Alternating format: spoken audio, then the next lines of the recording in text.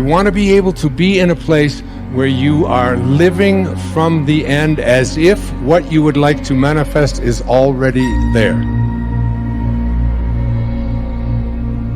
We hold ourselves back with self-limiting beliefs. We tell ourselves that we're limited in some way, when in reality, it's probably not true at all. We, to a great extent, behave, think, react because of some previous experience that we've had. And we feel that this thing that happens to us is reality. It is facts that we have to face and accept and cope with. See? It's always something other than you. You don't recognize it as an integral part of your own being. You are not just this irresponsible little mouse that's been chucked down into this world, but that you are really doing this work. You're running it. One of the great rules, by the way, one of the most important of all principles, is to challenge your self-limiting beliefs. You see, we are all plagued by self-limiting beliefs. Beliefs that we tell ourselves, things that we tell ourselves to hold ourselves back. We shoot ourselves in our own feet and then we admire our own marksmanship. So when you begin to look at your past, give an interpretation that empowers you. That's where I used to be. That's not where I am now. Ask one simple question.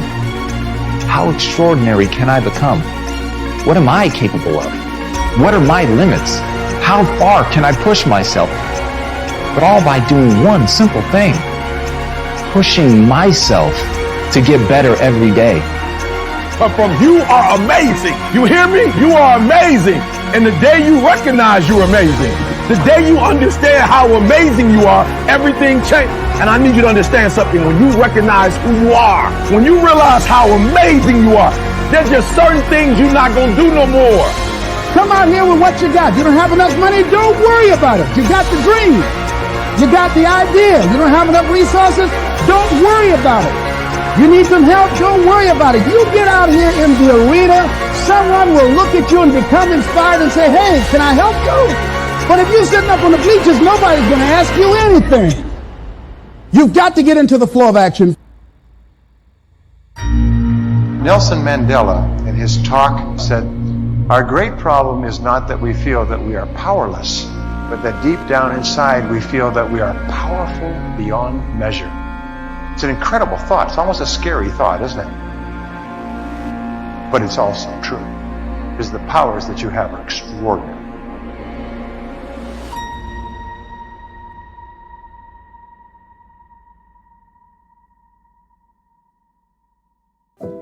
Perception can rewrite the genetic code.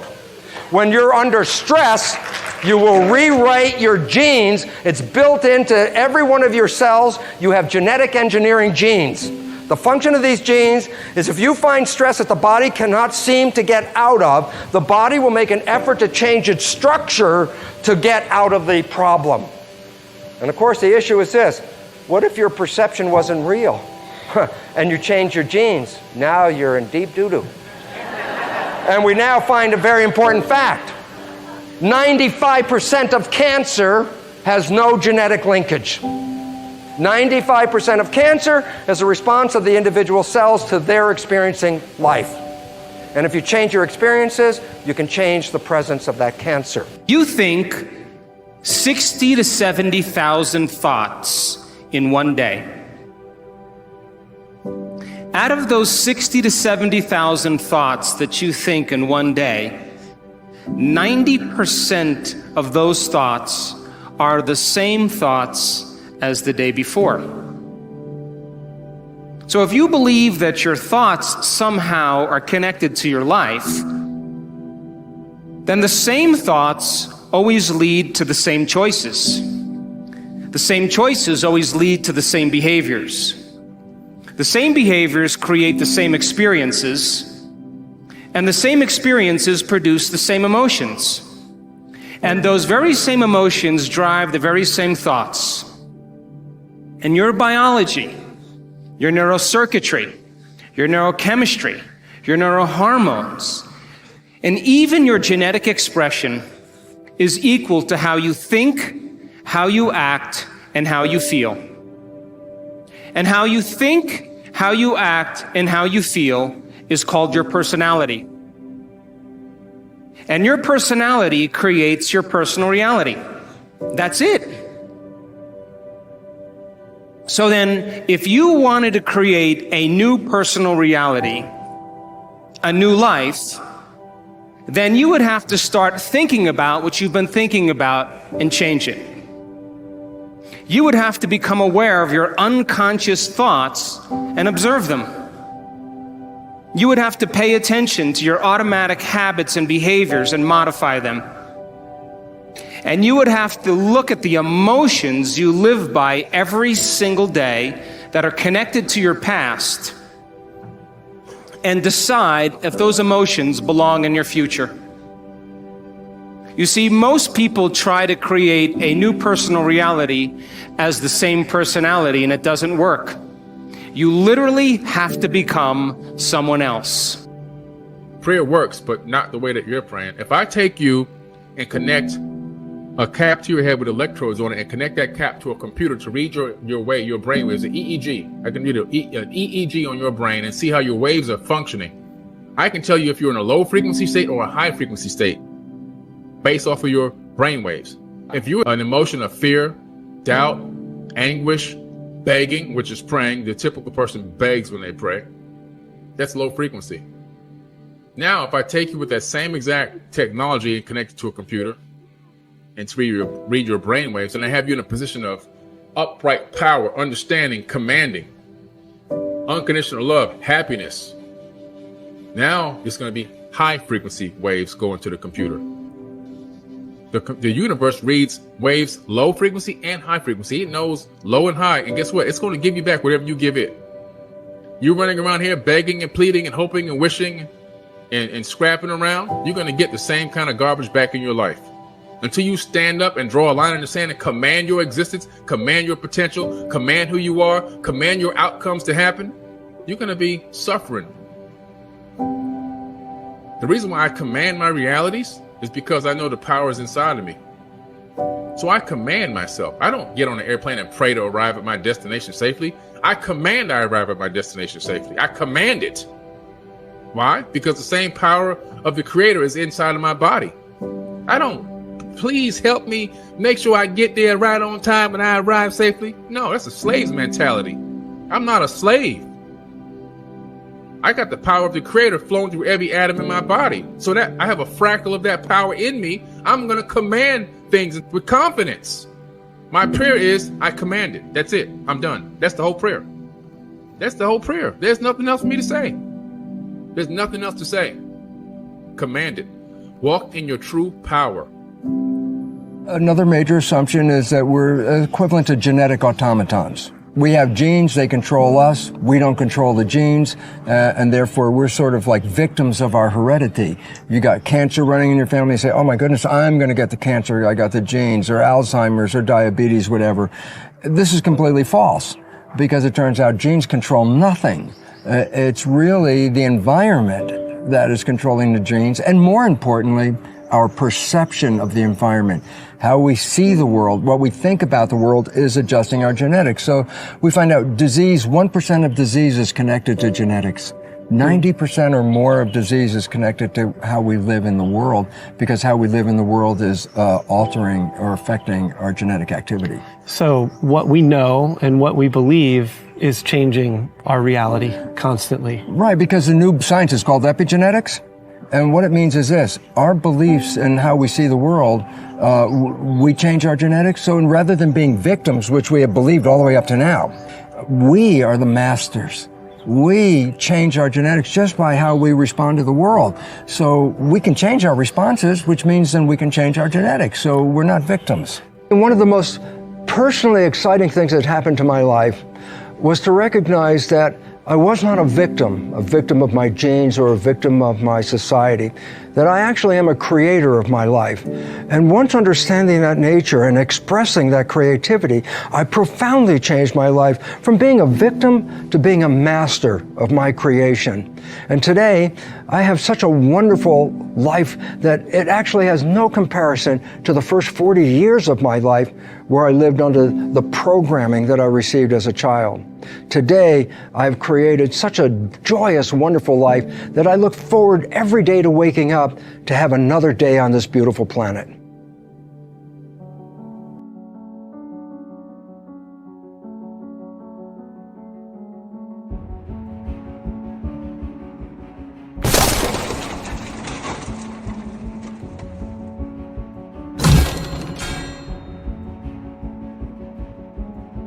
Success is predictable, so you can literally plan success. I am successful today in my life, globally impacting millions of people, because I made a decision as a teenager as to what I want to be and do. And it's the same reason why people fail. Success is predictable, and success is predictable because life is designed for your success. But failure is also predictable because failure is the same result as success. Let me explain what I mean.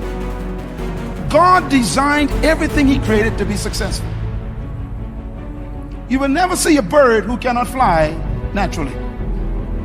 You'll never see a fish who cannot swim naturally. Every seed, if you put it in the ground and give it water, you don't need to pray. It is designed to bring forth a tree. Everything God created has built into it its own success. And if the plant is here today and gone tomorrow, how much more important are you to God? The average human being does not know why they're on planet Earth. They wake up every morning, go into a job they hate, working with people they don't like, getting paid less than they're worth, and dying too young from frustration because they don't know why they exist. Without a purpose, life has no meaning. It has no sense of destiny, no sense of precision.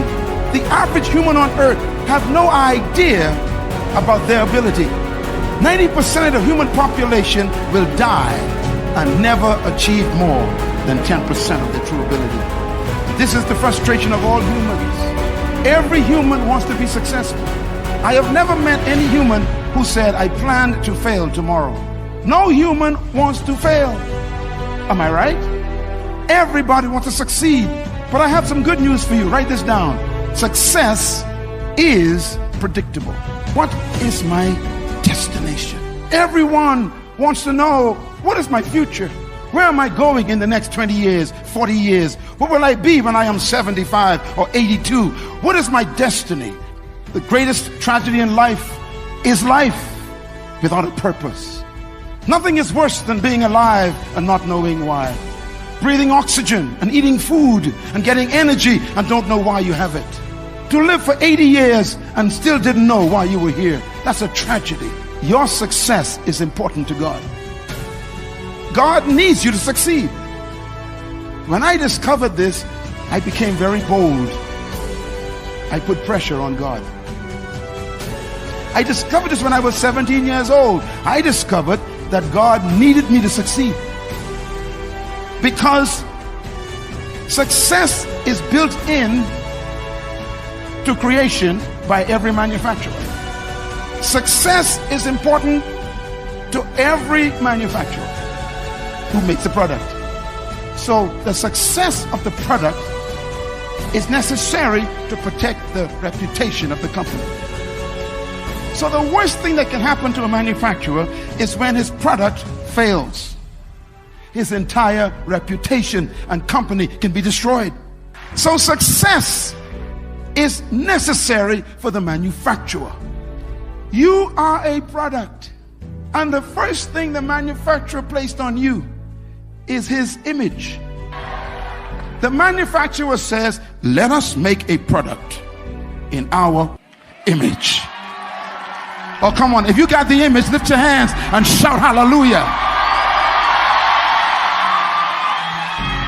The first thing he put on you is the most important thing to him. His image. You are just like the manufacturer. that means your failure is bad for God.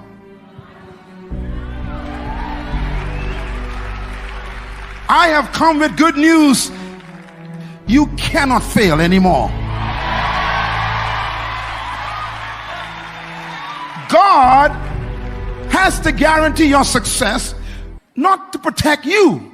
God has to make sure that the vision he gives you succeeds because his reputation is on the line.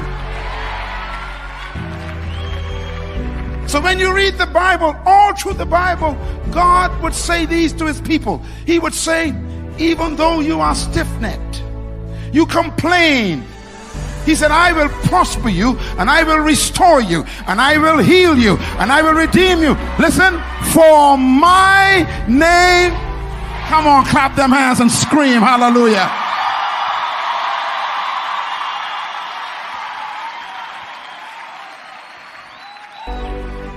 No matter where you are right now in your life, I promise you, I guarantee you that you are coming out of your situation. Not for your name's sake, but for his name's sake.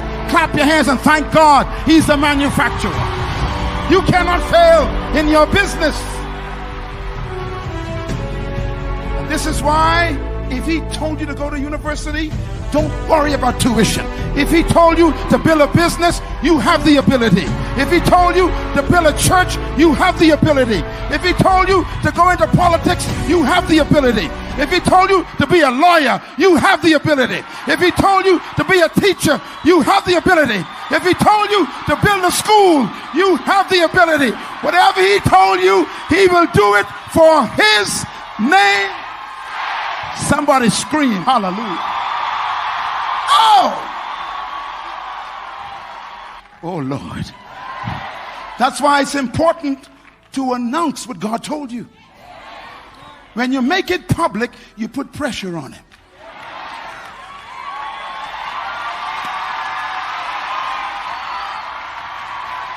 Oh, come on, young man. You got to talk about your vision. You got to talk about your dream and tell everybody, God told me this. God told me this. God told me this. And he has to protect his reputation. Clap your hands and scream hallelujah.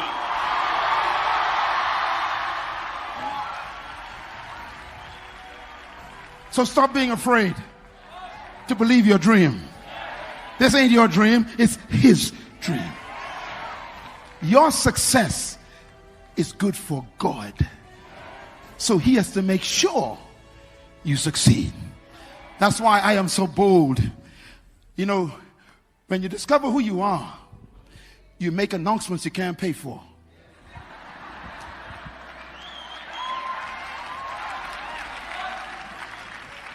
Stop waiting for money before you make announcements. What he tells you, tell everybody. When you tell him, it puts pressure on him.